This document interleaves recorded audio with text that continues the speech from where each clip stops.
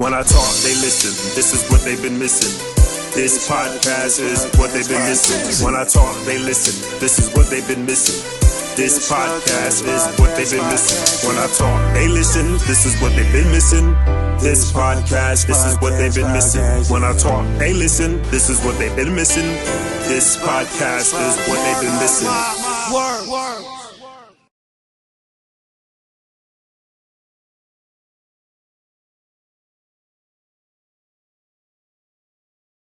Welcome to this edition of Marc My Words.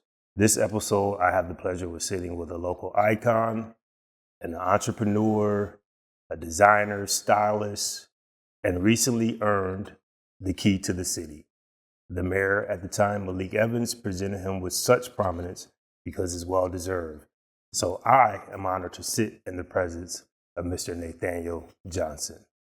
Welcome, Nathaniel. How you doing, Nate? How you doing? I'm good. How you doing? Good. Thank you for being here. This is a pleasure, definitely. Now, I know I say it often, but I'm going to say why it's a pleasure to be here with you.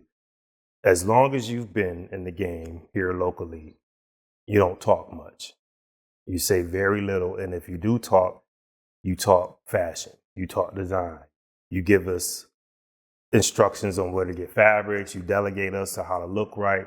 So your conversation is very, I would say, one-sided when it comes to fashion. We don't know too much more about you. So that's why I said it's an honor that you gave me this time to share the space with me where you can speak and tell us who Nathaniel Johnson is. Starting with that, are you from here, Rochester, New York? No, I'm actually from Baltimore. Moved to Rochester in around 72, 73 with my parents who moved from Baltimore to Rochester.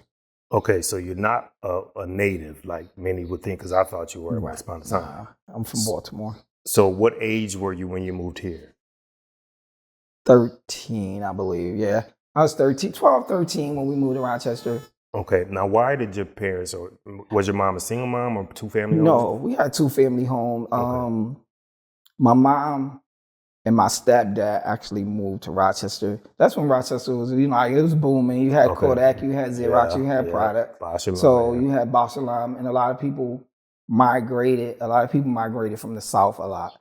But from Baltimore, we moved here, and here we've been ever since. Okay, so was it about industry for your parents? Wanted a better job, a better lifestyle?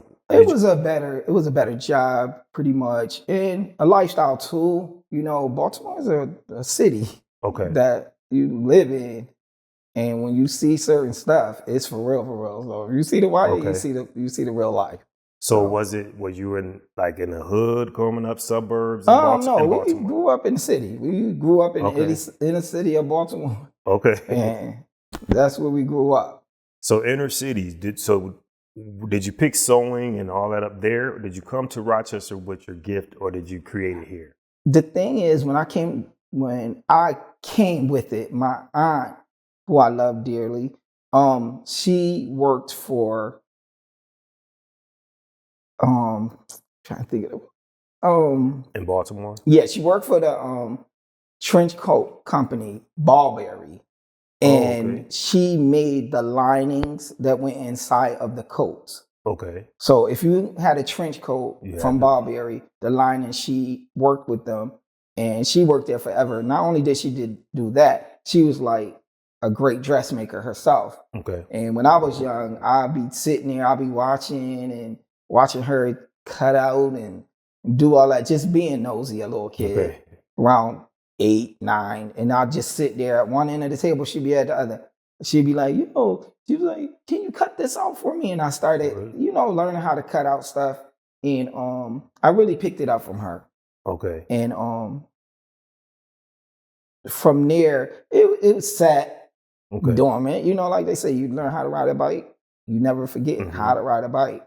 So when I actually picked it back up, it came natural. Like it was like right there. So I just started picking up where I left off with her.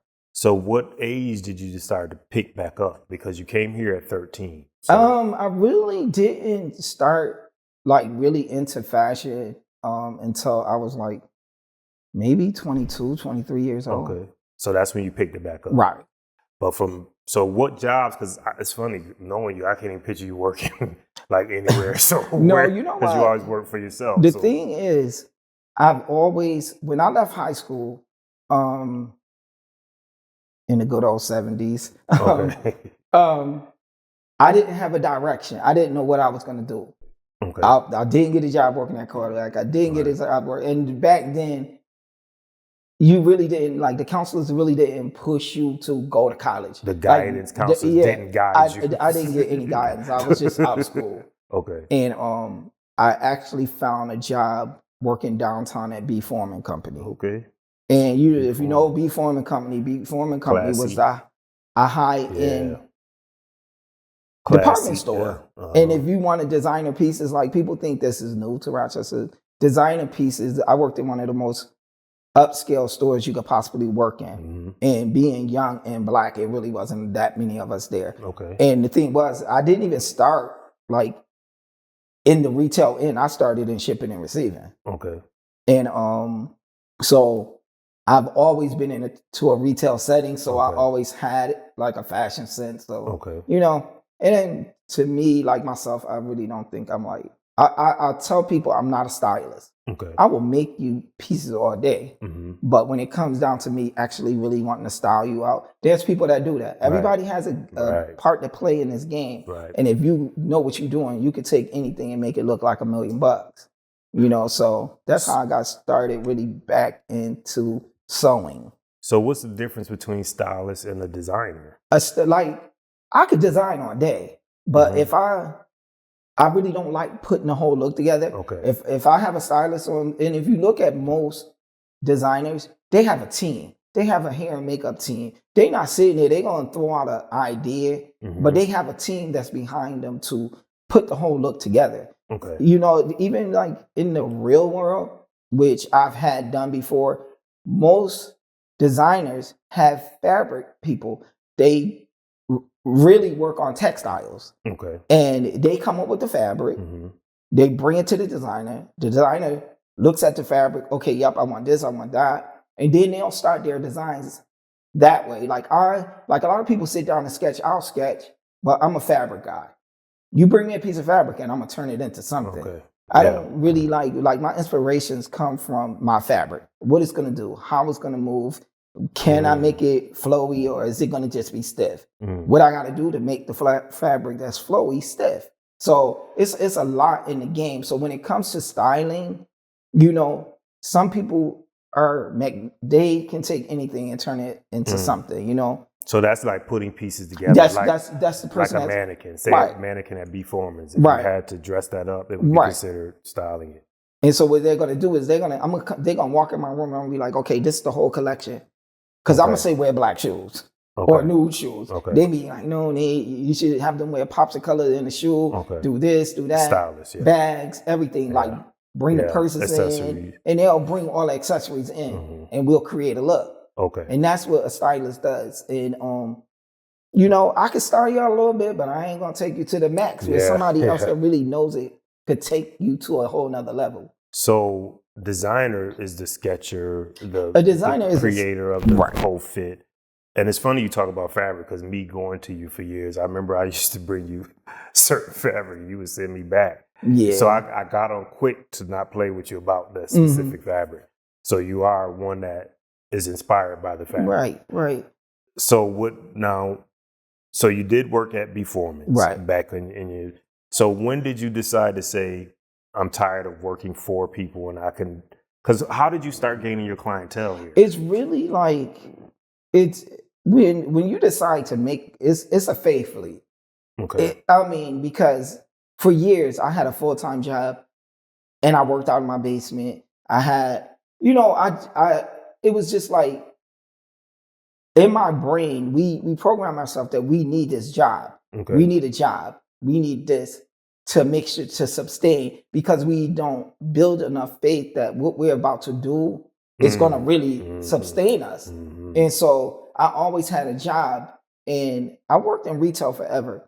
And one day I was working at Marshall's, and my boss, before she left on vacation, I was like, yo, let's get the store ready. We're going to have a visit. So when you come back, the store is pretty well done up. All we got to do is go and tweet. Okay. She said, no, we're not going to do that. I'm going to let them see what the store looks like when they walk in. Okay. I was like, okay, thumbs up to you too. So she comes back from vacation. She goes, oh, so we're all doing overnights for the next 5 days. So I looked at her, I said, not me. And she's like, what do you mean? I was like, I'm not doing no overnights. I'm working my regular schedule and I'm not going to put any more time in. I said, I suggested this before you left. Now you want to cram everything into 5 days because you know you got to visit in day 6. I say, I'm not going to do it. So her and a couple other supervisors, they went on lunch. She gave me a page over the loudspeaker. Mr. Johnson, to the office, please. She was like, oh, I'm just letting you know we're all doing overnights. And I said, I'm just letting you know that here's your keys and you can do what you want to do. Okay. She was like, you're quitting? I say, watch me walk out that door. And I walked out and I've been gone ever since. Now, while you were walking out that door, what was going through your head? What I just did, I was sitting over there like, oh my God, I gotta go home. I gotta tell my wife that I just quit my job. But I'm gonna tell you, I made at least $20,000 working out of my basement that year. I couldn't, in my brain, I could not have imagined working a full-time job and doing all the work I had to do for people, for clients. Right. And it was like, I was like, oh, shoot, I ain't want for nothing. I really did not want for nothing. That was the faith. I walked out and I was like, I'm just going to not do it. And the sad part of it, well, I ain't going to say sad. But the thing is, I have programmed myself. I can't even I've gotten like little part-time jobs here and there. Yeah, I was going to say, because when I'm listening to your jobs, and I'm like, I don't remember, but like you said, part-time. Yeah, I had like a couple of part-time jobs that I went to for 2 days. I'd be like, Nate, what are you doing here? Why are you here? Just go do what you got to do. Just, sometimes it gets overwhelming because people put trust in you to create something for their special occasion, their birthday, their proms, their weddings, and you want to make sure, and that's a pressure because you really want people to feel good about it. Now, I'll tell you, you're not going to please everybody all the time. You can put all your hard work into it, you can get it together, and they're still not going to be happy. So all you can do is do your best. Right. And, I had a couple times where people were like, I had people say they never come to me. They don't like what I do. So you've heard that. You've heard people say they don't like they don't like how I sew. I take too long. I don't do this. I don't do it this way. They just don't like it. Okay. And I'm like, I'm okay with that. You okay with that? Because all customers ain't good customers. Everybody is not for you. Okay. Some people, they're gonna go where they want to go, and I pat you on your back. Do you remember your first client though? That's what I wanted to because I'm trying to see, how did you build such a large clientele? So do you remember your first? I'm gonna tell you my first client. When I was working in Midtown, and when I was working in B Foreman, I have a really good friend, and her name is Jonna Kiner. Okay. And she was in the Miss Rochester pageant. She won Miss Rochester, and she was going to Miss New York. Okay. And she was like, somebody had told her about it because when I worked at B Foreman, they used to have this thing that they would do with the employees, and it was called On Your Own Time. And they wanted you to showcase stuff that you did on your own time. Okay. And I made a couple pieces. I was like, I'll put it in there. And so I made the pieces, and it went over so good. And people don't even know this. I don't like talking a lot. Exactly. That's what I said. For 4 years in a row, B Foreman's carried Nathaniel's Originals. Okay. Downtown and in the Pittsford store. Nathaniel's Original. So you had the name back then? I had that name. I've had that name. Another friend of mine, her name is Pamela Brown. Well, you got to call her doctor now because she's Dr. Pamela Brown. That's right. And she's an etiquette coach. And a lot of people know Pam. And she was doing a show, and it was a really good show. It was at the Museum and Science Center downtown years ago. And she goes, so, Nate, are you going to put some stuff in the show? I was like, yeah, I'll put some stuff in the show. And So I put the stuff in the show, and she was like, "What's your name?" I was like, "I don't got no name." I was like, "Just say Nate." She was like, "No, you gotta have a name." She threatens me to the day because she's gonna charge me for that name. She goes, "Nathaniel's Originals," because every time I see you, every show you do, you always bring something new and different to the runway. You don't build a collection and use it the whole season. And so that's how that's how the name Nathaniel's Originals come up. I gotta give her props, because if you don't, she'll be like, "Oh, you don't remember? I'll give you a name." But yeah, so that's how it did. But my friend Jonna, she went to the Miss New York State, and she was representing Rochester. She didn't actually win the pageant, but she won Best Dress. And it was a very simple sheath, white dress. And you remember? And we embroidered, like I hand beaded the whole collar with big flowers going across. And I never did it before. I was like, okay, well, if you're going to do it, you take the needle and you run the bead and you lay a flower. You figured it out. Right. And that was I can't even remember how long ago it was, but it was years ago. Back in the B-forming. Yeah, it was back in the B-forming days. And I met her, and then she introduced, Rochester has some really good talent that were designers. A lot. It was like, I could name a few: Maxine Ashford, Lucille Granville, Miss Walker. She was an amazing designer around. Miss Johnson, she was an amazing designer. And it was just so many designers. And we could do a show Friday night, Saturday night, and Sunday night. And she introduced me to Maxine, and Maxine was like, "Oh, you want to do a show?" I was like, "What kind of show?" She was like, "Just make some outfits and we'll put them in the fashion show." And I did that show. And then after that, somebody else was like, hit me. The colleges started hitting me. And different, platforms was like, "Oh, we're having an event. We're doing a fashion show. Would you like to be in it?" I've been involved with some of the biggest fashion shows around. Like, people think shows are new. Danny Michael from Sir Michael's. Guys and Dolls, hair show, fashion shows. I mean, it was just so many people that carried this, carried it. And it just so happened like I'm still around.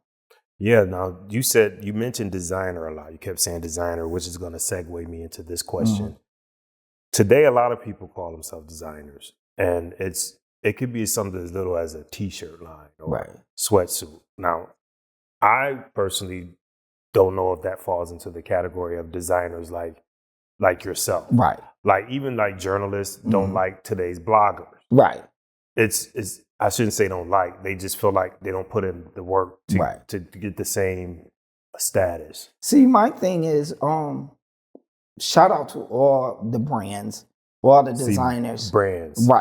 And what it is people don't realize that a designer is creating a look from scratch. Designers don't go and don't take it personal. I'm just saying, don't take it personal. It's the truth. Me as a designer, I sit down, I sketch out my looks, I pick my fabrics, I lay the whole thing out. Now, there are some brands that will create their whole look. They still picking out their fabrics, but a lot of brands are pretty much finding hoodies, finding sweatpants, and they are branding themselves. And it's a difference. I know some brands that's making money. And that's the whole thing about it. And, even with me, people be like, "Oh, why don't you put your stuff on the market? Why don't you have more pieces?" The thing is, I can make that one piece and send it away and have it made 1,000 times. I'm more of a boutique designer. I don't want the most you're going to get from me of the same thing is in a wedding party. The sizes or something. You're going to get the wedding party that everybody got to have the same dress. But if I was to truly open up a boutique, and you will walk in my shop and you would only find 3 of each thing. And that's for it wouldn't be a rack with the same large. And that's it. Once you walk out the door, because people pay for what they get. If I walk in, I mean, you can't get mad at me. You can't get mad at Macy's. When you walk in Macy's and it's 10 of the same suit, and you're going to an event, and you bump into somebody, and you sitting there and you see everybody walking by you like looking like you. But that's where your stylist come in. I mean, because I could put on a suit and put on some sneakers. I could put on a suit and put on some Timbs. I could put on some Gucci shoes. But everybody gonna style it out the way they want to. That's why I'll never buy new release sneakers ever. Okay. Because the day of, everybody at the party with the same sneakers on, we all look the same. Like if I take my shoes off and they say, everybody take your shoes off, put them in the corner, get them when you come out the door. Yeah. What size is them? Yeah. You know, but so it's a difference. Yeah. It's even like in the fashion world, even when you're designing and putting pieces together, there's a lot of different ways to do it. Mm-hmm. Couture, haute couture, and ready to wear. It's 3 different ways of creating garments. Mm-hmm. Your haute couture is a garment that's made strictly by hand sewing. Everything, a sewing machine never touches it. Mm-hmm. Couture is ready to wear, so it's hand sewn and it's machine done. Ready to wear is straight machine. Okay. Straight ran through the machine. Is everything that's done on it is on the machine. So it's a lot of different ways you can look at it. And like I said, there are some brands out here that like I have a lot of people coming in. I always tell them, once you switch the look, like once you take that hoodie and switch the sleeves out, mm-hmm.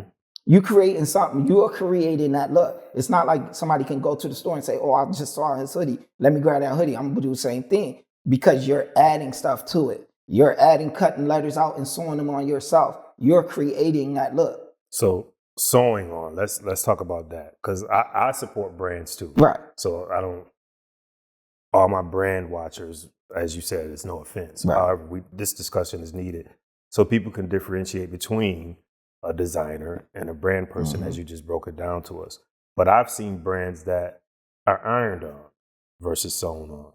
It seems like there's levels, and there's levels of respect for it too. It's a lot of levels to it. Like, some people do silk screen. Some people do press on. Some people do press on bubble. Mm-hmm. Some people do iron-on letters. It's a lot of different things. Then you have the ones that's gonna go out and have their stuff done, and if they quality. Got raised letters on, they're gonna be sewn down. They're gonna be sewn on, or they're gonna be embroidered on. You know, and we, at the end of the day, even the top brands, you can look at Calvin Klein. He has on logos on his stuff. So it's not like, it's all in your quality. So it's not to be looked down on. It's not to be looked down on. And the thing is, people work hard to come up with a brand. Okay. You got to be careful, because you'll get a cease and desist like that. Yeah. Like, you got to take that off. Okay. You know, so you got to be mindful, like, you know, how it's all put together. And like I said, some people get into it and they realize that this is not for me. I've had like a lot of young people like really come in and be ready, gung ho. But when you start talking to them, like, this is what you got to do. I don't want you in here saying you're a designer if you're not going to touch a sewing machine. Mm. You can't afford me to sit there and create all your pieces all the time. Mm. So let me give you a little help on, go get a sewing machine. You don't got to spend a whole bunch of money on it. And I'm going to teach you how to use it. And you're going to sit right there and I'm going to walk away. You got a mistake, you raise your hand, I'm going to come back and I'm going to try to help you through it. If you're either going to catch it or you're not going to catch it. Yeah. So what do you find easier to sew for? Because when I came to you, I was 18 years old. I remember my first time coming to you. I'm 50, sitting here.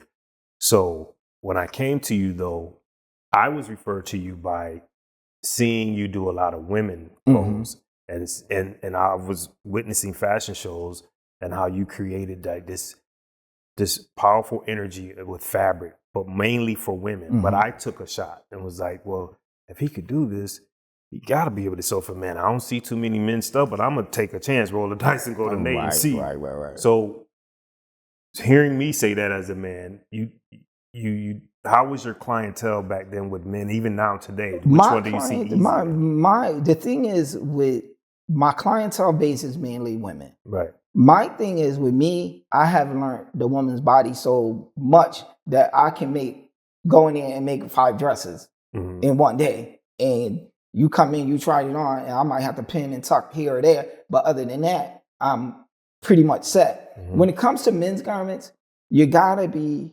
careful. Because a lot of times, like, I do some prom suits for the young guys because they want something slim, they want it tight, you know. But really, like, a lot of people, like a lot of guys that come to me, like if they want something casual, I could do that. If they want like a nice pea coat, like I've made you 1,000. Yeah. Yeah. I made you so many of them. Yeah. That, and the thing is, men, they've gotten better. Like they want to look good. Yeah. Like I ain't gonna hold you. Like some of these prom kids, the guys, they coming out, they looking like $1 million. And then you're looking at the little girl like, you don't know what this boy was going to put on. On his feet, on his, you know, that's what I'm saying. So, but, you know, I do have some men clients that I work with, and I know them. I know what they like. Right. And that's the whole thing. Like, I have clients that drop off material. Oh, Nate, just make me something. And that's amazing. That's what you want to do.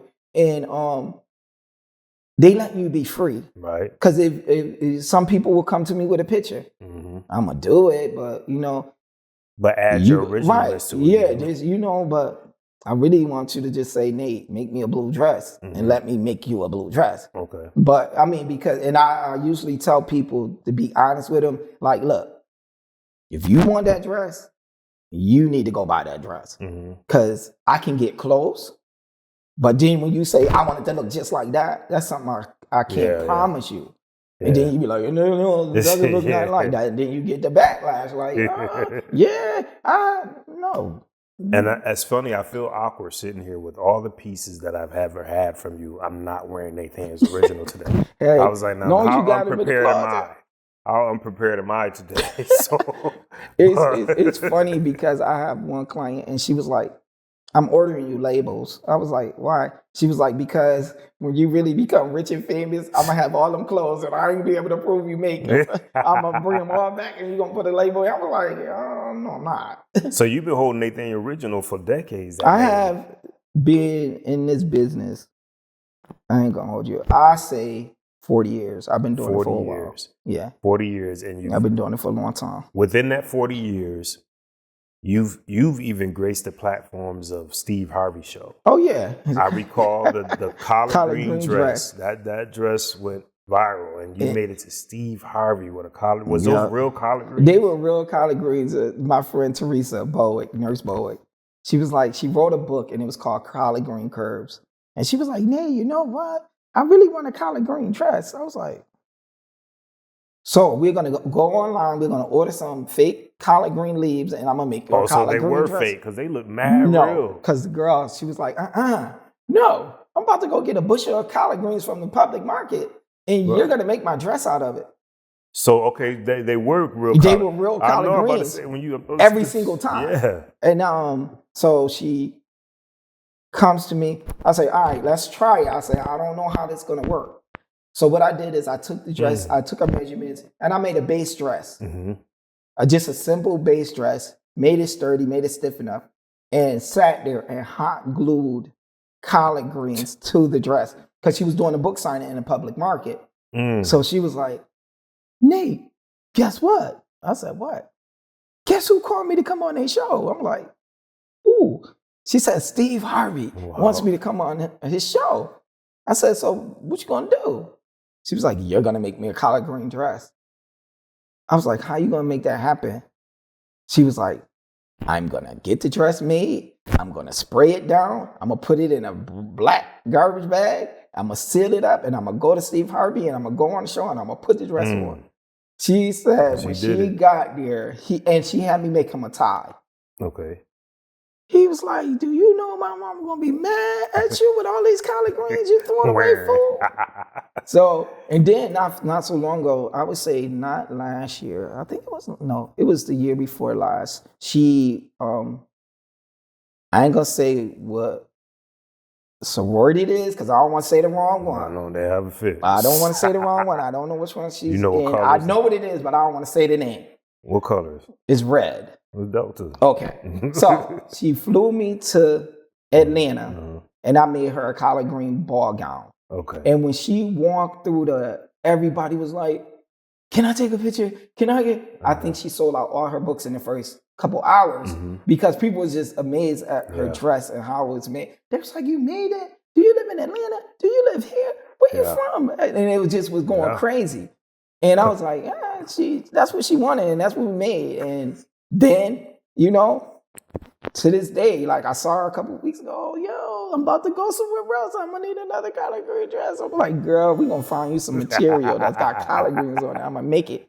So your creativity has reached many other shows too, because if you recall, I was on Ricky Lake.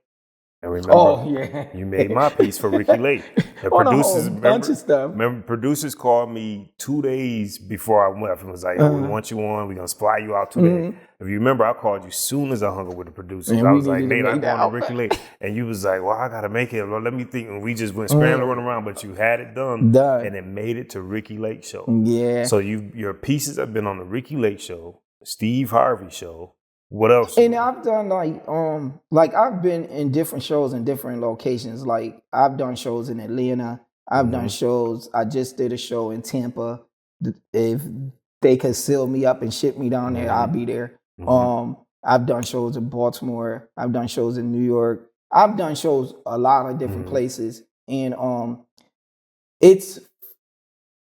it's weird because a lot of times you be like, you nervous. You're like, oh, I'm going another place. They might not like it. So you still get nervous? Yeah, every time I get nervous in Rochester. You know I don't come out.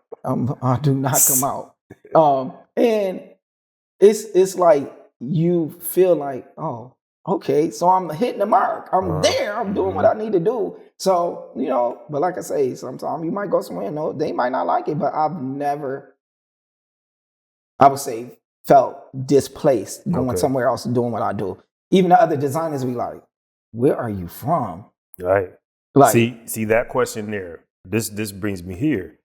A lot of people here in Rochester say this. They say, why is Nate still here? And that's not to downplay the town itself. Right. Some people have bigger metro city, Hollywood type creativity. So what do you say to that question, that main question everybody asks? Why is Nate still in Rochester? My thing is, I have no problem with Rochester. I love Rochester. I love where I came from. I like I said, I do what I do and I love doing it. I don't gotta live in Atlanta. I don't gotta live in California. I ship. I hear that. And people was like, I don't. People like, oh, why don't you post this stuff? I don't got time. Like, you never been real big on social media. I don't have time to sit and take a picture and every time I make something, post it, do this and do that. So I don't got to live in California. Okay. I still got clients in California though. So if a Baltimore native is watching this now and they hear you say, I love Rochester. That's my home. How would they feel, you would think? like my whole family lives there. Lives where? In Baltimore. Okay. Like really, like it's me and my little sister and my brother. It's only 3 or 4 of us left in Rochester. Everybody else has gone back or they've moved to other cities. So if you made it big, like on the red carpet, what am I wearing? Nathaniel Original. And you sat down and interviewed with High Fashion Magazine or podcast. I would say I'm from Rochester. Well, almost like you would say you from Rochester? I would say I'm from Rochester. Okay. That's the one thing we got to do. Like with Rochester is a very talented city. It really is. And the thing is, we have to give flowers are due. Exactly. And we gotta I'm not gonna if I signed to $1 million contract. I'm buying a house in Rochester. Right. I'm not going to take $500,000 and buy a house in Atlanta. Okay. Why? Right. I'm going to stay here. I could travel. They got planes, trains, automobiles. You could get where you want to get, And I really, like I say, I don't have a problem with Rochester. And, it's the respect. I didn't pose that question as in Rochester itself. I was posing the question because Baltimore people probably feel like, well, he from here, really. He ain't rep here. Like, Usher get a lot of slack for always hollering out Atlanta when he's born and raised in Tennessee. Da Brat gets slack for mentioning Atlanta. She's born and raised in Chicago. They don't like to hear you if you came here at 13. So that's why I was asking, which one would you? I came here at 13, so I was born and raised in Rochester. Okay. You know what? And like I said, my whole family lives there. They know. I get it every day. Okay. Why you don't want to move? Why you like Rochester? Why you won't go somewhere else? The thing is, I always look at it like this. Where I'm at right now, I'm happy where I'm at. Okay. My daughter lives away. My daughter lives in Charlotte. Okay. If I call and say, come get me, by the time I hang up the phone, they figuring out a way to come get me to move me to Charlotte. And the thing is, even if I was to move to Charlotte, I went there for a week. I was like, oh, I'm going to do CIAA. I'm going to do a pop-up shop. Yeah. When I say I was so busy, when I came home, I had to sleep for 2 days. Mm-hmm. I always tell people, as long as they got a plug and I can plug my sewing machine up, I'm working. Okay. I don't care where I go. Right. If I post, I'm gonna be in Baltimore for a month, I'm working. So what have you ever dressed any celebrities? The last one I just did was Keisha Cole. Okay. With all the outfits Keisha Cole had on, I'm heading to the concert. I get a call. Nate, where you at? I'm going to the concert. No, come to Shack Island. You need to look at all these pieces. Every single thing needs to be touched. Mm-hmm. I go there and I'm looking like, and I'm not like a celebrity person. Right. I'm really not a celebrity person. I could be in a room with you and I'm not gonna go crazy over you. I'm like, I like what you do, but I'm like not gonna go crazy. So, I walked in the room. She was like, I can't fit this. This ain't right. That ain't right. I had my little sewing machine. I went in there. I was like, all right, Rochester, you got Rochester people doing her hair. They doing her makeup. I'm sitting there getting all her looks together. She was like, yo, this is amazing. I'm so glad you came through. I touched every single thing that she had on that stage. I had to rework. Okay. And, backstage. Yeah. Backstage, And it was like the pieces were there, but they just weren't right. Okay. And she was like, oh, my stylist shipped all of that to me, and I never got a chance to try it on until now. Okay. So I went and I did what I did. Like I said, I ain't gonna knock the stylist, I ain't gonna knock the designer, but it had to be worked. Okay. So. And she liked your work. And she liked it. Right. And I've done like, when the plays come, every now and then they'll hit me. Oh, could you come backstage? Okay. We did Babyface when he was at the Music Fest. I think, was that last year or the year before? I think it was last year Babyface was here, right? We did his whole team. Okay. We made sure all that stuff was fixed, any buttons was missing. They pulled us backstage. We made sure everything was good. Okay. Like some of the plays they used to have at the auditorium, be backstage, styling people out, making sure everything is like touched. They wear these clothes a lot. So, they need somebody to look at them and touch them and make sure they good. And then people be like, oh, why you don't work for no celebrities? You don't do this. I'm not a celebrity person, If I'm going to do something for them, send me your information. Let's do a fitting. Let's do it like that. And, I'm going to keep it moving. But in defense of the people that say that, it's a compliment because people feel like you should be dressing Met Gala attendees. That's why they're saying that. Yeah. When you watch the Met Gala every first Monday of May every year, they kill on the stage. And your pieces could be on the Met Gala. So that's why people are saying that. Like I say, you know why? Because I know what I can do. And I know, given the platform, I'm going to take it. Right, exactly. You know what I'm saying? And it's thousands of us. And it's the sad part about it is, even in design houses, you can do Fendi, you can do Gucci. All of the top houses, you know who they got back there? Designing, they ain't sitting there designing all that stuff they sell. They got teams. Right. It's a team. Okay. And you know who back there putting in the work? Us. Okay. We don't get that notoriety. We work for Fendi. Like old boy did with the Off-Whites. Yeah. What's his name? The young one that just passed away. Yeah. Yes. What is it? Virgil. Yes. He was amazing. People like him was back there doing it. And he was able to do the work. And they had to put him up front. Okay.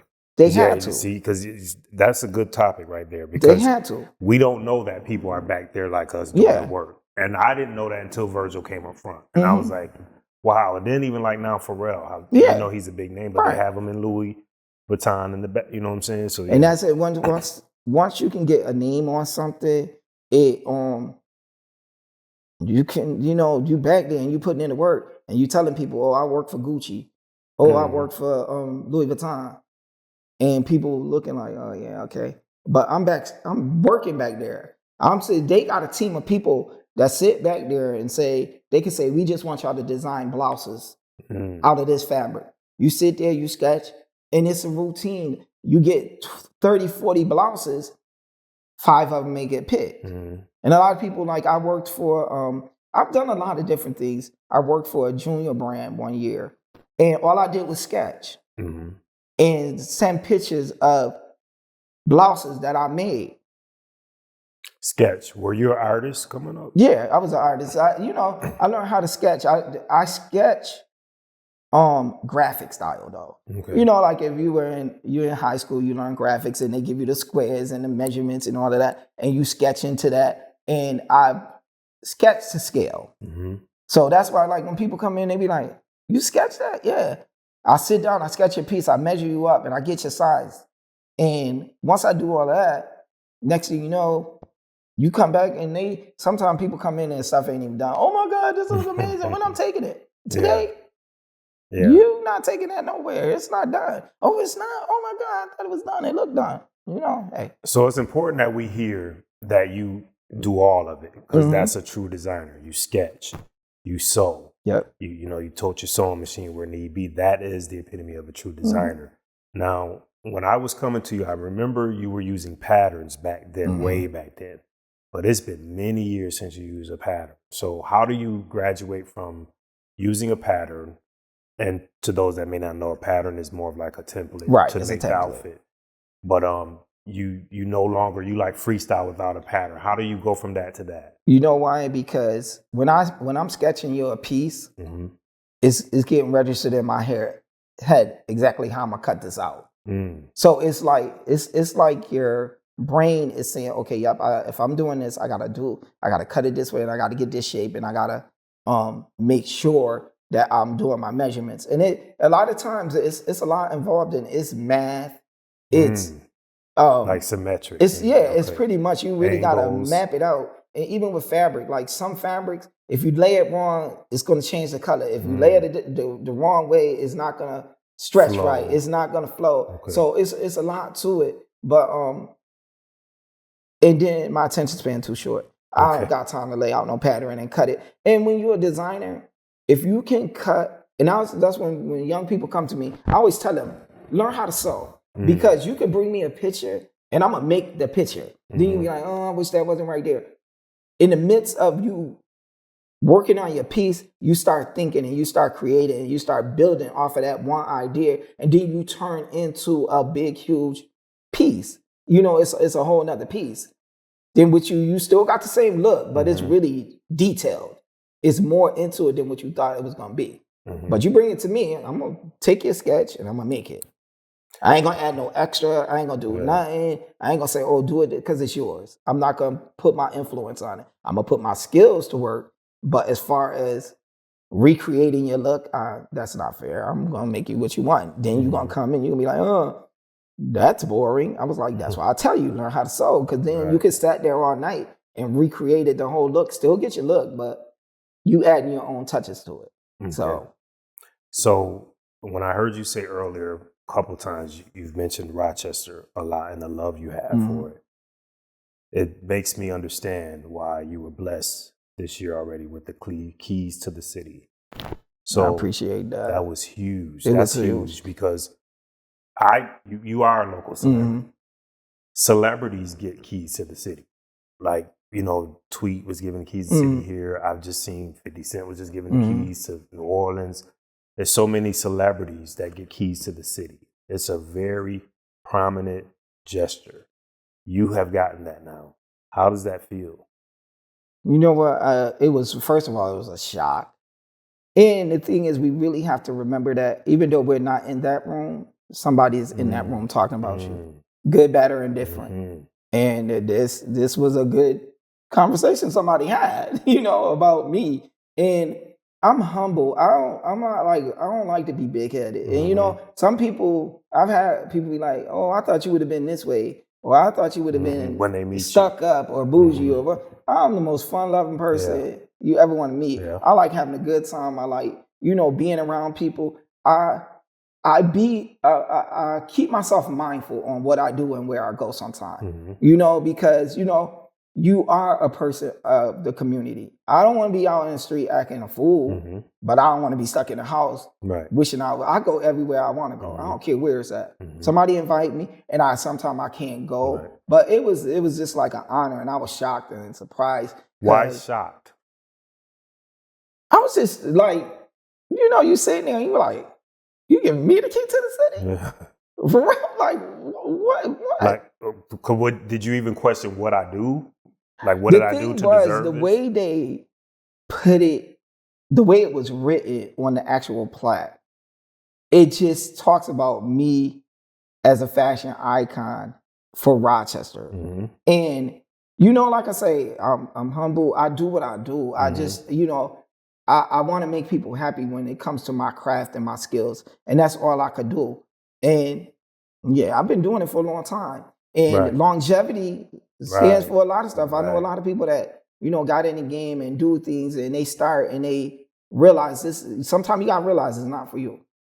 And a lot of people like, I'm of an age and all that. People be like, and they think I'm joking. I'm going to retire pretty soon. Yeah. So my next goal is to really like teach. I really want to teach people how to do this. Teach young people how to do this. Right now, I work at In Control. I've been doing it for 4 years. And I do a whole session. And the show we just had for In Control, I had 6 young designers that had never sewn before. They never touched a sewing machine. And each one of them came up with 3 looks. And if you know In Control show, In Control would usually have like different boutiques, different designers, and other people involved. This year, the whole show was nothing but the youth. That designed all the pieces and put the show together. Which that stuff is what gets you the key as well to the city, because that's community service. Right. You give back. You give back to youth a lot. You give time to teach these people how to sew. Teach them your craft. You're not stingy with your craft. Those are the things that get you the key as well. So I've even heard people say, what does it take to get the key? So I just want the viewer to understand that it wasn't just that you were sewing. You put in time, you put in longevity, you put in community service, you gave back. Those are the things that attracts someone like the mayor. So when you first got noticed, though, was it by a call, email? It was, that night was really a surprise. Like, I had no clue. Right.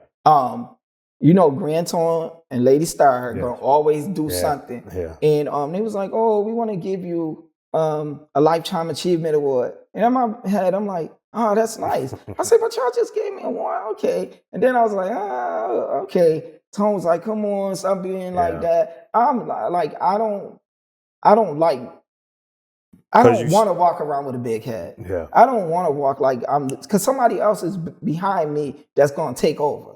Somebody else could do better than me. Yeah. And I know that. Somebody else could be way better than me, and I'm not going to act like I'm the bomb. I can't be beat. Right. So when they told me, I was like, oh, okay. So I called my daughter. I was like, oh, they must have contacted her. She goes, oh, Dad, you're getting a Lifetime Achievement. Well, I'm going to come.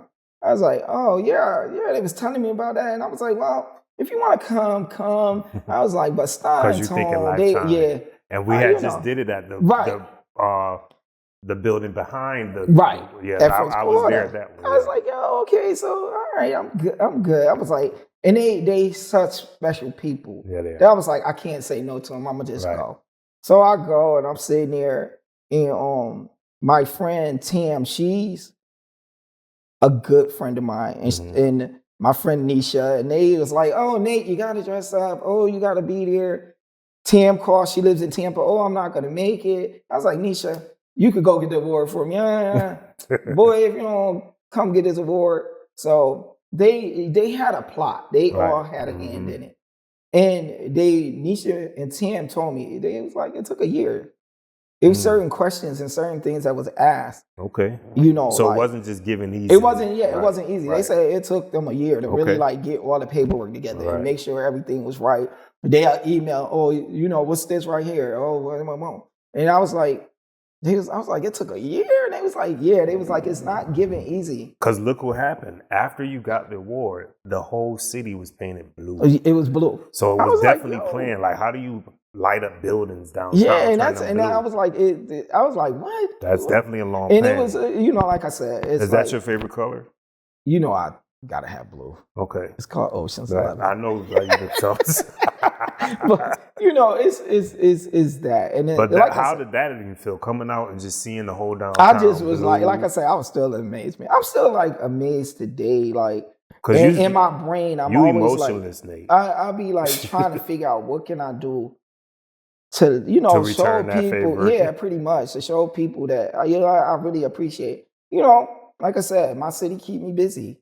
Mm-hmm. If it's an event coming, I know they gonna be knocking on the door. I gotta say no, because if I don't say no, I'm gonna be up 24 hours and I don't got that to give. Yeah. Back in the day, I could stay up to 3 or 4 o'clock in the morning and just keep going. 8 o'clock, I'm done. That door locked and I'm going home. And I really, like I said, I appreciate it. Well, it was definitely well deserved. I appreciate that. Thank you so much. Person to give such an Thank you so much. And it's people out there. Where is it at right now? It's kind of like at my house. If my mom was living there, to be at her house, but it's at my house right now. I'm redoing the shop, so I gotta bring it up there and put it on the wall. And I appreciate it, but it's people out here that really deserve it. People that's not in the forefront. People are doing stuff in the background, and we gotta let them know that we see you, we hear you, and we know you. Yep. And that's what I felt like, and I really, like I said, I appreciate it. And the whole city was like, my God, you deserve it. You do. And I was like, I work. Yeah. So Nate did it. That's the slogan that trends around social media often. Is that something you came up with, or? I have one client that's all she say. Every time she put it up there, Nate made it, and it was a hashtag, and everybody started doing it. Yeah. I can't wait to post my picture because I'm gonna put Nate made it hashtag. I was like, go ahead. Yeah. And like I said, a lot of people be like, why don't you post your stuff? I was like, I don't really like doing that. Because you still a shy, bashful type person, like, because every show, even some of the shows I've been in with you or been to, if you didn't have to come out at the end, you wouldn't. Like, if they could just do a PowerPoint on the wall and say, Nathaniel did it, and you'd be fine with that. Yeah. Where are you?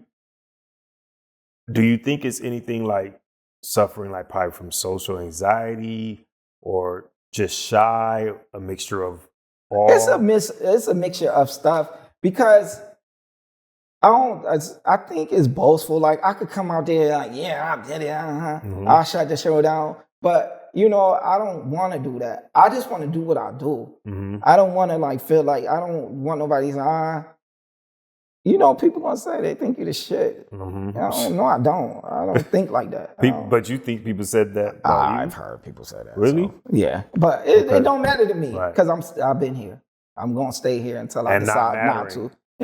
So that goes into what I wanted to discuss about rumors. You say it don't matter to you. So how does Nate deal with rumors regarding him? And like I told you before, they talked about Jesus. What I'm gonna do? Mm-hmm. I'm gonna let you talk. You can say what you want. You don't know me. Right. Some people don't, when they get to know me, they be like, yo, I did not know you was this cool. Right. I'm normal. Yeah. Don't take that shot. Don't make that shot me. Mm-hmm. I'm a normal person. You invite me to a pig roast, I'm going to it. Mm-hmm. You invite me to a barn, and if I can make it, I'm coming. So, people gonna talk regardless, and they're gonna say what they want to say, and they're gonna try to speculate what you do and why you do it and how you do it and why you do it and all that. What you gonna do? Right. Because people like designers, right? Like, say, like Versace, Gucci, Armani, naming just couture ones, or even on a lower brand. Most designers have a character trait that seems to them, like, to people would say, most designers come across as in touch more with their feminine side, right? By doing what they do. So if people are looking at you thinking he's in touch with his feminine side, what do you say to that? If it's giving me some money, I'm gonna get it. Okay. You know what I'm saying? And the thing is, I try to tell a lot of young people, like a lot of young guys, they shy away from the design and sewing and stuff like that. I make a lot of money doing what I do. Think what you want to think about me. Because it's and I'll tell you the truth. Keep sending your girlfriends over there. We good. We good. Yeah, you know, that's what I can say. That's what I'm gonna say. Because they never heard anything different. That's the funny part. People try to say what they think or may know, but they never heard anything different. Yeah, it's just more, I think so because he sold. I think he's this way because he designs. But they don't have receipts or proof otherwise. Yeah, ain't never going to. I'm not. Like I say, I don't care what people think about me. At the end of the day, I'm there to do a job, and that's what I do. Well. And that supersedes any rumors. Your work and creativity. And like I say, I let them talk. So how? And then when people meet me and they be like, "Oh, you're so cool, yeah." Right. How do you speak to the young boys that want to get into it though? Because I heard you. Because people think it shouldn't be masculinity in it. Like they think like, well, to do this, you can't be a certain stature of full with testosterone or. Just, I know a bunch of muscle dudes that know how to sew and can sew better than a woman. Mm-hmm. You know, and it's they gotta take we so wrapped up in the sexuality of people. Mm-hmm. It don't making clothes don't got nothing to do with nothing. With sexuality. You know, that's what I'm saying. Mm-hmm. And that's what people, you know, they go off on a left tangent. I let them in. Right. They still bring me that money. Right. You know, that's what I'm saying. Right. So the man with the key to the city. I just been so proud of you because I know you personally with that. And so now with this creativity, as it's coming to you're getting wiser. You're more seasoned now. You're talking about concluding. Mm-hmm. You're passing the torch, probably. That's my teaching goal, is to pass the torch to somebody else that could. It shouldn't be people. What we gonna do when you stop creating? When you stop putting stuff together? Who's gonna dress? I know me. I'm never gonna stop. But I really want to teach people. I want to give it away. I want to give you a gift. And so I've had some people that I've helped out, and they be like, "Oh, I was scared to ask you to help me." Why? Because you're innate. I still eat, breathe, and sleep. Mm-hmm. I'm not that person that you think I am. Mm-hmm. If you come to me and you say, "Oh, you know, I want to learn how to do this," I've had a couple designers that came to me. I showed them what to do, and they was like, "I was scared to ask. I didn't think you was gonna show nobody." I said, "That's a problem. That's how come we always gonna not." Because if I got it and I could teach you with it, I'm gonna teach you with it, and it's not gonna hurt me to teach you. Right. You know, if you want to learn and you serious about it, I'm gonna teach you. If you ain't serious about it, hey, what can I do? Right. And I tell people, don't come waste my time. Right. Because I'm busy. Right. I'm busy. And you know, like if you're serious about what you want to do, and I got a couple people in there now that's doing what I showed them how to do it. They started doing it and they still doing it. Mm-hmm. You know, and that's how, even when we do shows, people that come out, even with people with brands, I say, look, people already know what you do. Mm-hmm. You got to step outside the box when you get the platform to do a show. That show should bring another level so that people can see stuff like, "Oh, I didn't know you do that." I said, but the thing is, you got to be prepared. So when you step outside and you show them that, you got to be prepared to like back up what you put out. So you put that on the runway, you better make sure if 10 people say, "Oh, I want that right like that," you're going to be able to show it. I said, and I always tell them, Calvin Klein gonna always sell Calvin Klein jeans. That's a basic. Then when his showtime come, he gonna step outside the box. Okay. You gonna see couture pieces from Calvin Klein. You gonna even Versace got basic drawers and t-shirts, and they sell them for $150 a pair. Just for the name. Just for the name, and they gonna keep selling them. That's a staple. That's extra money. But then when they do their shows and they got their couture pieces and they got their high-end show, they're gonna give you ready wear, they're gonna give you couture, and they're gonna give you haute couture. They got people that's buying haute couture, they got people buying couture, and they definitely got people buying ready to wear. Mm-hmm. So it's you always gotta have that staple. So you got your brand, you got your logo printed on a t-shirt, that's a given. Mm-hmm. People gonna like that. If you put out a blue one, to match the sneakers and you post it, I got 100 of them, they all gonna go. Right. But then when you're doing the show, that's when you step outside the box and you go get your fabric printed and have everything custom made.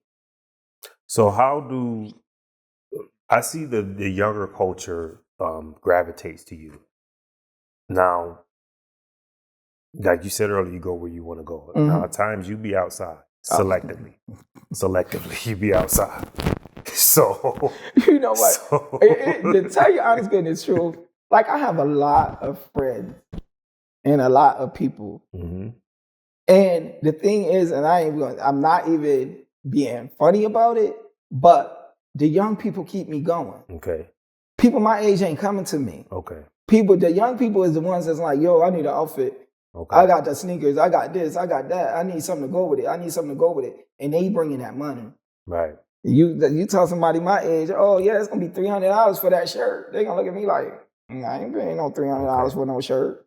See, you're making sense now then, because people often wonder, they say, why does Nate seem to be collectively involved with the younger crowd? Mm-hmm. But you're branding. And that's what it is. They want me there. You know, they want me there. Because you are a cool person. Mm-hmm. You are fun to be around. And so young people do feel that way. They gravitate. So, they be like, Nate, you coming to the... I get emails and texts all day. Oh, I'm having a birthday party. You coming? Yeah. Okay. And you show love. Yeah. But you wouldn't... An older crowd... I'm going to tell you. Certain stuff I'm not going to do. You know, a certain place I'm not going to go. Was you at Sexy Red? Oh, yeah, I went to Sexy Red and I felt like so out of place. I'm sitting here like, oh, my God, what the world is going on in this building? And it was like, the thing was, it was the kids. Like, it was so many kids, and it was kids of all ages, it was just wow. Like, I'm like, oh, my God, these young people in here, they jumping over the railing, they trying to get down front. But they was like, me, myself, I'm standing there like, Lord, it's going to be a riot in here. It was so packed. And it was so packed. Yeah. But the thing was, for that many people to be in that building and to not see a bunch of foolishness, like people say, oh, it was crazy in there, it was this and that. Mm-hmm. I was there. I ain't seen none of that. Okay. I thought they would have been fighting everywhere. Mm-hmm. I ain't seen none of that. I ain't seen none of that. But I was like, my client came, gave me a ticket. She was like, yo, go to the concert, have fun. I was like, keep your ticket because I might not go. Uh-huh. I was like, and I don't want you wasting your money. She was like, well, go. So I was like, all right, I'm going to go. Now, would you go see King George? First of all, who's King George? King George sings, it's bluesy, and he sings, what he sings? See, I like all genres, so if I hear the song, I'm gonna know it. But it's sort of on the guidelines of Clarence Carter. I be stoked. See, yeah, so I would go see him. What do King George sing though? Like, I think some because it's a couple of them out there. Like I couldn't get with anything really. So because people will, if they're watching, they're thinking they will want to ask, why does Nate seem to go where the young people go? So I'm trying to see if Nate will go where Ron Isley is. I would go Ron Isley. I go everywhere. Okay. If it's a good event, I'm going. But for the most part, you're marketing and branding. And that's what it is. Branding. Yeah, and that's what it is. Like I said, my clientele base is, I would say,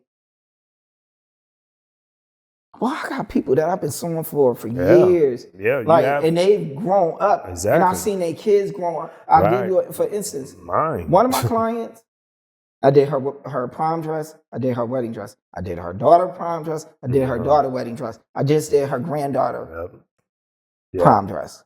Okay. You know, so it's like generations have been coming to me. Mm-hmm. And it's weird because you be like, I'm still around. Yeah. I'm still doing this. Mm-hmm. And I'm living good, you know? I'm living well. And people will tell you, I when it comes to my pricing and stuff like that, I'm not over the top. You're affordable. I could be. You're affordable. I could be. I could say, you want a prom dress from me or you want a wedding gown? I'll start at $3,000. Mm-hmm. But it's like, why? I always tell people my motto is, if I charge you $3,000 for one dress, you're going to be like, when you got to go to something else, you're going to be like, I ain't going in there. I ain't got no $3,000. Right. I'd rather see you 10, 15 times in a year and make $5,000, $6,000 off of you than have that price stuck in your head that you can't afford me. And speaking of pricing, demographically speaking, do you think that it's important to know where you are with your pricing, like Rochester? Like you're not in a metro city to charge like $1,700 start for a dress. I'm going to tell you right now. Do you think that? Rochester going to spend whatever they want to spend. Right. If I set the price, they're going to spend the money. Okay. You go somewhere else, you might think they spending the money. They not spending that money. They spending that money on rent. They spending that money on a whole bunch of other stuff. Rochester people will spend some money. So if they have an all-white party, I'm good. If I made 15 white dresses, I'm good to sell them all. You know, but this Rochester, they spend money. So you don't think when it comes to services here in Rochester that people should price by where they are? No. Don't cut yourself short. Okay. If you know you got a good pound cake and that pound cake worth $50, get your $50. Because they're going to spend it where they want it. They're going to spend it where they want it. And then I had to teach myself too that you're not for everybody. You know, I could say, I want to make $10,000 during prime season, but I'm doing 100 dresses to get $10,000. That's dumb. You're going to give a price, people going to either pay it or they're going to move on. As a designer yourself, what's your take on people wearing knockoffs? Like, people make a big thing or try to put you in the status quo by what you're wearing, if it's real, if it's not. Is that something that really makes a difference? Because I've heard where celebrities wear knockoffs. And that's the thing. We as a culture, we want the best of the best. So if it take me to wear a knockoff, because you best believe, and I don't knock people, if you can get it and it look good, you only gonna wear it one time. Okay. And the thing is, if you got on a real belt and got a real wallet, go ahead and put the fake cap on. What you gonna do? Right. You know, mix and match it up. My belt real. Right. My socks real. Okay. The hat fake. I don't care. Okay. So, you know, it's certain stuff like I don't really like if I buy a designer piece, like I want something classic. Okay. I'm not gonna buy something I'm gonna wear one time. Classic, like, do you consider like Dooney and Burke classic? Dooney and Burke is classic. Okay. Any woman walk around with a Dooney and Burke, you got a bag. Right. And they're reinventing themselves. Yeah. And that's what I'm saying. So, they been around for Coach. Now people don't. Coach is not. Coach is because Cardi B just put that lyric out there in the Coach is the thing. Coach always been a thing. Coach is so good that if you bust your Coach bag, you send it back. They're gonna fix your bag and they're gonna send it back to you, polished up and looking brand new. That's the whole thing. Fashion right now is a come get it right now. I call it McDonald's fashion. Cause when it's in, it's in. And you want to hop in line, you want to get it, you want to eat it up real quick, and then you're going to go on to the next thing. But the thing is, that's even like with trends. Trends are overnight. So they pop up and they go away. I was going to ask you, what would you prefer, being trendy or being stylish? I want you to be classic. Because I have clients. It was a few years ago, I went to a concert and my client was there. I was like, yo, that is so fire.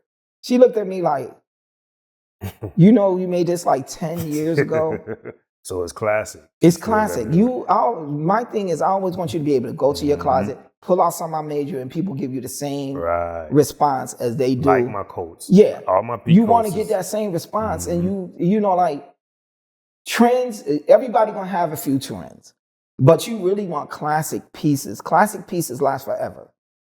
Okay. You know, so you know, get you some trends, but really like stick to the classic. You always gonna never go wrong with a classic piece.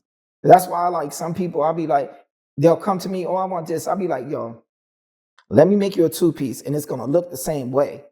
Then you got a skirt you could wear, you got a top you could wear, you can mix and match it, you can do whatever you want to do with it. Because it's wearable. You want something that's going to be wearable. Some people, they want that trendy piece. I ain't going to never put this back on. I'll just go ahead and make it. Okay, that's what you want. All right, that's what we're going to do. You know, some people come to me. I ain't going to hold you. Some people come and they come with Gucci and Louis Vuitton and all that. And guess what I'm going to do? I'm going to make you the most classic piece that you could possibly get. And I'm going to make it so it don't look fake. Okay. So personally wise, in your personal time, you mentioned your daughter earlier. Are you, as you think she's daddy's girl? Oh, that's definitely my baby. Yeah. If I don't talk to her 5 times a week, she's going to be like, what's wrong with you? Where you been? I ain't talked to you in 2 days. I ain't talked to you in 3 days. That's my baby. So she lights you up, your daughter? Oh, yeah. Every time they call me. Okay. And you have grands now? And my grandkids, they grown ups, but they still think they too. But, you know. How is that world? Grandfather, father? It's amazing. Okay. It really is. You know, the thing is you gotta instill and watch it work. Do you think you did a good job with that when you look at her now? Oh yeah. She's an amazing woman. Okay. And I'm so proud of her that you know, she's a person that she wants to be and she's doing what she wants to do. And what you do is when you instill, they instill, and then their kids instill. So it's like, if you don't got a work ethic, your kids ain't gonna have work ethic. Okay. If you don't want to have nothing, your kids ain't gonna want to have nothing. So when your kids see you work hard and see you build stuff, they gonna want to work hard and they gonna build. But being a parent is not like an easy thing. You know, you know, some people, they work so hard and done so good for their kids, and then the kids disappoint and people like feel like they didn't do a good job, or people looking at you like, oh, like the kids, some little kids that steal cars. I know some of them mamas and daddies be like, when I catch you, I'm gonna get you. Sure. You know, so it's like you can't fault people. All you can do is do a job. That's what we're here for. Are you in a relationship now? No, I'm good. I got 3 people I deal with right now. It's me, myself, and I. I can't afford it. You can't afford it day to day. I can't afford it. I can't get your hair done. I can't get you no nails. I can't get you no. I might can make you an outfit, but other than that, I could dress you. I you know, like at right now where I'm at, I'm just happy. You know, I'm happy to do me. You happy being single? Yeah. But, I'm happy. You know, sometimes like, when you go into an event and you be like, dang, I'm here by myself, damn, somebody with me. And you start thinking like that, you miss out on that. You want to get dressed up and go out with somebody and be looking like, oh, yeah. But that's just a momentary thought. Yeah, and then it's over. When I go in the store and I can buy some $500 shoes and I don't got to buy you some too. Okay, I'm good.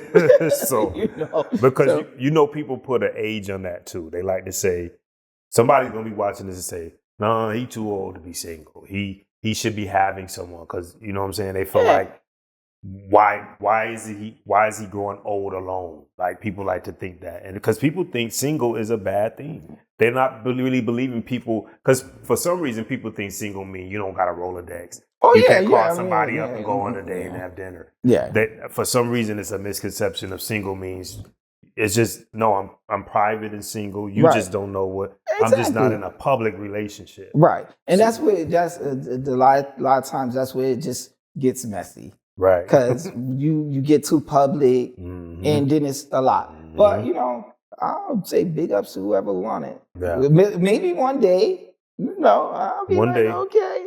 I'll be ready to jump back in the dating ring full force. Especially since you're talking about retiring soon, then you'll have more time. Yeah. But when you have enough money. It's just dating now. I like independent women. and I was about to say, I would think you would like younger. Would you say that? Yeah. I can't. I can't, because if I get somebody my age, they'll be like, you stay outside too much. Every time I turn around, you out there. You going there. And it's not even that. It's just like, I'm social. I like to be outside. I like to have a good time. But like I say, I know how to carry myself. It's funny you social, but you like shy still. Yeah, because you still, and you particular about the people you do and that's converse what it is. with. Yeah. So you selective. And you know, you gotta. You want to have that. You want to have conversations, and then it comes to a point where you gotta have conversations with grown-up people too. Okay. You know, you can't just have conversation with young people all the time. You can get you talking to them, you giving them guidance and all that, but you know. Okay. My thing is, I don't want no old person that all they worry about is paying the rent and the bills. And no. You want to be outside. You want to travel. And that's what it is too. I want to get up and go without. I don't want to be bogged down. Maybe, like I say, maybe one day I'll be ready to jump back in that whole. I don't know if I'm ever going to get married again, but that was an amazing thing during that time. But right now, I'm just enjoying life, And my thing is, whatever you do, I always tell people, as long as you ain't hurt nobody, as long as you ain't being rude and disrespectful. I mean, because you could be in an abusive relationship and you just there. Okay. Who wants that? Right. And my attention span too short. You don't want to be bothering me because I might not answer the phone for a week and then you be like, oh, what happened? Yeah. I ain't feel like being bothered. So you don't get upset and your nerves ain't bad. Oh, what I do wrong? Why? I ain't gonna put you in that situation. Like I said, one day God gonna send me somebody and they gonna be like just like me. And we like, come on, let's go. Where we going? There's bars over here. But, like I said, I just like having fun. You really respect it a lot, Nate, in the community. People really respect your presence. And and I feel it too. Yeah, I really do. When you come out, it's like, hey, Nate, and it's really love. It's a genuine hug. It's a genuine. And that's that's what I get. A person would have to be ready for that. Right. You like, is she? What what is going on with this picture? And that's another thing. Like, why you in the picture with this one? How you?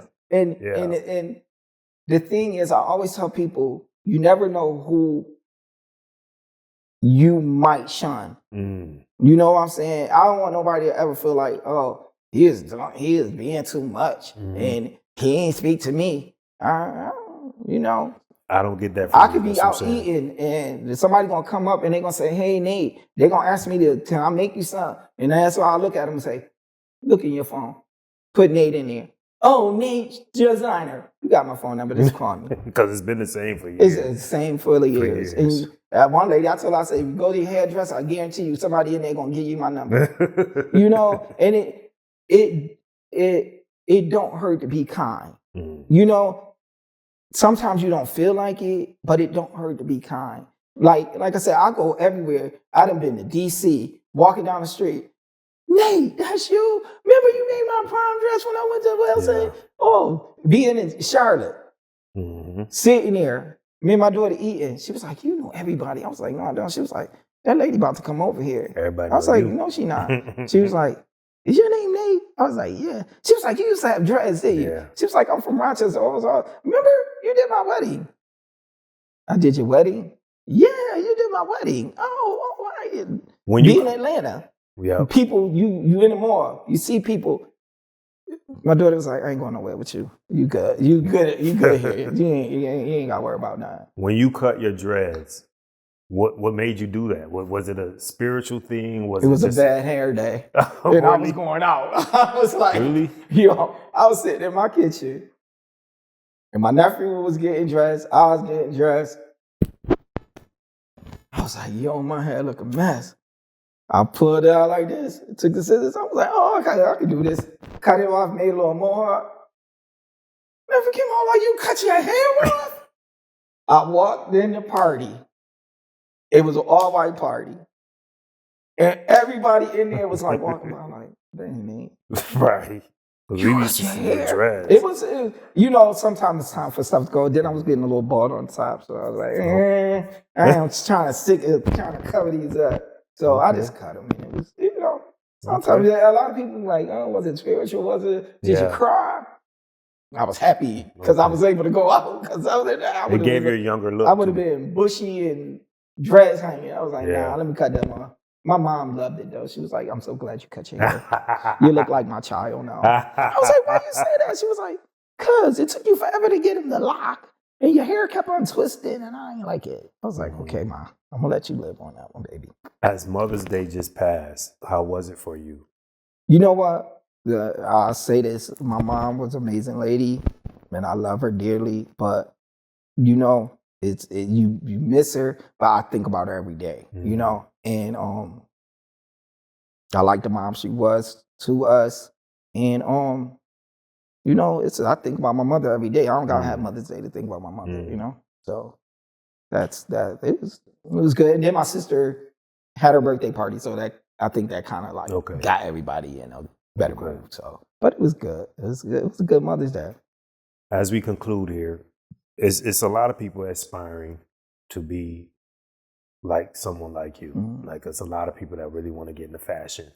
It's a lot of people that want to design and think it may be too hard, or especially when you speak. When I ask you to speak now, I would want you to speak not only to young girls, but particularly into men that want to get into this but ashamed.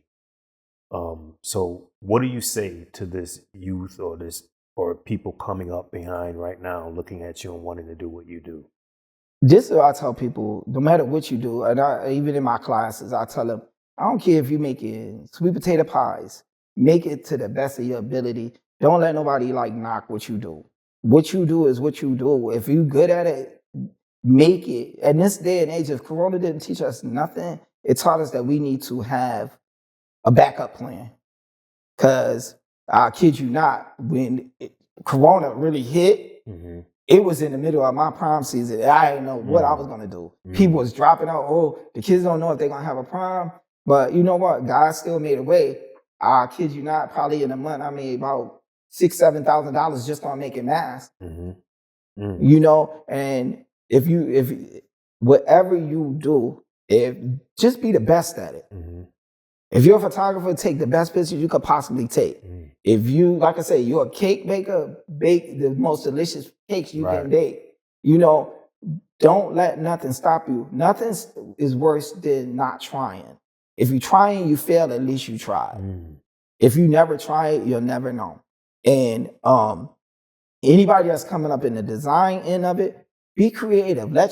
What you design, I'm not gonna design. What your people like, my people might not like. You know, everybody has their own creative juices. Let your juice flow. You know, my thing is, my end ought to be, before I could, you know, and God put stuff in you to do it. My end ought to be, it's the one day you just walk in my shop and all of my stuff is hanging in there. But right now I stay so busy that's like nothing. That would be my ultimate goal, is to just like, you walk in, you see it on the rack, you buy it, you walk out the door with a Nathaniel original bag. Right now, you do what you got to do to get what you got to get, you know, and be creative, have fun with it. Take all the lessons you can, you know, practice makes perfect. You're not going to be perfect overnight. If you start and you keep going, because I made some boo-boos. You know what I'm saying? I done made some stuff that was like, so, you know, and you got to go back and you got to like kind of like figure it out. But the more you do it, the better you'll get, no matter what you're doing. If you're a hairstylist, you wasn't doing styles amazingly when you first started, but the more you put into it, the more you studied and the more you figured it out, the better you got. You know, so that's the whole thing. I just tell you to just keep trying, don't give up. And if you know you need me, just call me. I'm an open book. You know, I taught all this stuff I learned on my own. I didn't go to college. I got friends that went to college for fashion merchandisers, fashion design, fashion stylists, and they ain't not doing nothing with it. Like they was like, I could have just wrote your name on my degree and you could have ran with it. I've gone to like, even like when Project Runway is still going on, I went there 4 times. I just couldn't get into it. I'm not extra. I'm not loud. I'm not doing, you know, I'm not going to put on. The producers I'm coming to give you a skill. But the producers give they want you to put on a show. And that's what, you know, that's what they there for. They need a show. They need a content. And I'm so not making it to Project Runway out of those attempts didn't mess with you. Okay. Because when I came home, I was still working. Okay. You know, and then in the beginning, it was for people like me, homegrown designers. Okay. Because in this country, there's so many homegrown designers that are amazing, that are better than your Gucci, your Versace, your Louis Vuitton. They way better. Right. But we don't get that platform. Michelle Obama used to push that. When she was in office, she would always wear regular. And that's what design. it is, because without that name, you know, they got a name. People, Tamron Hall do that too. Yeah, she does. And the thing is, that's a good thing. Mm-hmm. We need to build and need to push our own. That's like Nathaniel's originals could be bigger and farther. Yeah. But I'm happy where I'm at. I don't have a problem with it. I love it. Well, I'm still rooting for you to one day, and I know it's going to happen, be on like the Met Galas and the red carpets of the Oscars. Oh, yeah. I mean, because I already sat there and I saw the whole garden theme, dark side or whatever. Right. And I was like, oh, yeah, I would have did this. Right. You know, so, you know, and I look at it like that. I get some mentors in there. One day I might be sitting there and one of my little mentees on there. Like, so we made it. You know. Yeah. Lastly, where can you be contacted? How can one contact you? I'm in the Cumberland building, the post office downtown, 250 Cumberland Street, Suite 256. And like I said, you can go to hairdresser and get my phone number, but my number is my number, mm-hmm. and it's 585-471-9749. Please don't call me before 12 and after 8, because I'm not going to answer your call. But I get it anyway. People will inbox me. They'll text me at 12 midnight. Oh, I'm watching the show. Yeah. Do you see that dress? Here's the picture. I need that. Yeah. Okay, it's 12 midnight. Why is you up? I used to be one of those people. Yeah. You and your friend, BD. Oh, that awakens. And the thing is, you got those clients that are going to always come to you. Uh-huh. Even if they move out of town, they're going to still be calling you, saying, I need you. And like I said, everybody ain't going to like what you do. And sometimes it used to hurt my feelings. Like, then after a while, I was like, I don't care. Go somewhere else. You know, I'm good. And I like I say, I like to just be nice to people, because I want people to be nice to me. You know, and that's what you do. And that's the whole thing. You know, you've always like I said, some people gonna like you, some people ain't. Some people gonna talk about you, some people ain't. Until they get to know you, and then they be like, "Damn, I had a whole nother perspective." So I'm good. Well, again, I appreciate your time here. You know, I'm sorry, because you don't talk, you don't tell, people don't know you. So I'm just honored that you sat in my presence here at Marc My Words. You're welcome, man. Anytime. All right, we got history. Yeah, we've been making clothes since you was 18. Right, making your grandkids, fixing them, kicking your kids. As you said, you the me, my daughter, my son, my grand. So it's everybody. You're the man. Yeah. This is Mr. Nate Johnson. Again, he gave you the information of where to contact him. I'm glad he shared some nuggets with you all. Hope you take them. This is our episode of Marc My Words. And thank you for tuning in. Thank you for being here. All right. Anytime, man. When I talk, they listen. This is what they've been missing. This podcast is what they've been missing. When I talk, they listen. This is what they've been missing. This podcast is what they've been missing. When I talk, they listen. This is what they've been missing. This podcast, this is what they've been missing. When I talk, they listen. This is what they've been missing. This podcast is what they've been missing. Word.